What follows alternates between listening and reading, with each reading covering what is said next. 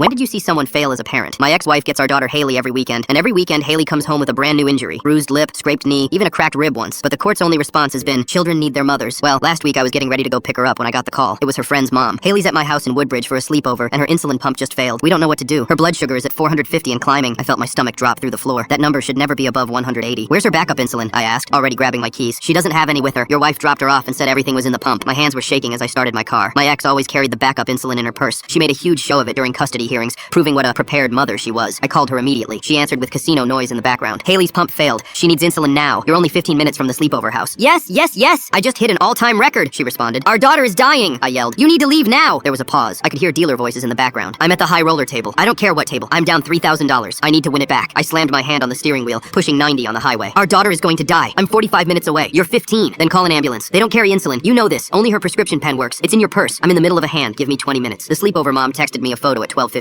Haley unconscious on their bathroom floor. Her lips pale. Vomit on her shirt. The text said, she's over 500 now. Barely responsive. I called my ex again, screaming now. She's dying. Dying. Get in your car. Stop being dramatic. And stop calling. You made me lose that hand. The dealer thought I was cheating with signals. That's another 500 gone because of you. I hung up and called 911, explaining everything through tears. They said they'd meet me there, but confirmed what I already knew. Paramedics can't administer insulin without the prescription pen. When I finally screeched into their driveway at 12:38 a.m., the ambulance was already there. Haley was on a stretcher, completely unconscious. The paramedic looked grim. Blood sugar's too high for our meter to read. We need insulin immediately. My ex has it. She's coming, but she wasn't. Not for another 42 minutes. I tried calling the casino directly. My daughter is dying. My ex-wife Rachel Beckett is at your high roller table. She has life-saving medication. Please make her leave. Sir, we can't force guests to leave for personal matters. It's not personal. A child is dying. I'm sorry, sir. The paramedics arrived. I begged them to call her, thinking medical professionals would get through. The lead paramedic tried. Ma'am, your daughter is in diabetic ketoacidosis. Her organs are shutting down. I heard her response through his phone. I'm her mother. I'll decide when it's serious enough to leave. When my ex finally strolled through the emergency room doors at 1:20 a.m., her designer purse was over her shoulder, reeking of cigarette smoke and wine. Haley was already in the pediatric ICU. She tossed the insulin pen at the nurse like it was nothing. Here, though you should know, your constant calling made me lose $6,000 tonight. I couldn't speak. Our daughter was on dialysis. The doctor had just explained her kidneys were functioning at 40%. My ex turned to the doctor, not even looking at Haley behind the glass. This is because her pump was defective, right? Manufacturing error? Ma'am, this is because she didn't receive insulin for over 2 hours during a life-threatening situation. My ex's face went red. She spun toward me. You should have made sure the sleepover mom had backup supplies. What kind of father sends his diabetic child without backup? The backup was in your purse, at the casino. Don't you dare blame this on me. You're the one who lives 45 minutes away. You chose to move that far. If you lived closer, this wouldn't have happened. The doctor interrupted to explain Haley would need dialysis 3 times a week, possibly for months, maybe permanently. We had no idea if she was ever going to be the same again. My ex pulled out her phone and started typing. I need to document this negligence. 2 days later, I was with Haley in the ICU, and my wife was in the casino when I got the news. Haley's organs failed. She didn't make it. I cried so hard I ran out of tears. And over the next 36 hours, I called Rachel over 50 times, but she didn't even visit once. I remember that's when I stopped crying. Not because I wasn't devastated. I was. And not because my life wasn't destroyed. It absolutely was. But because I knew I had to destroy Rachel, and I was about to show her exactly how far a grieving father is willing to go. Full story on channel, link below.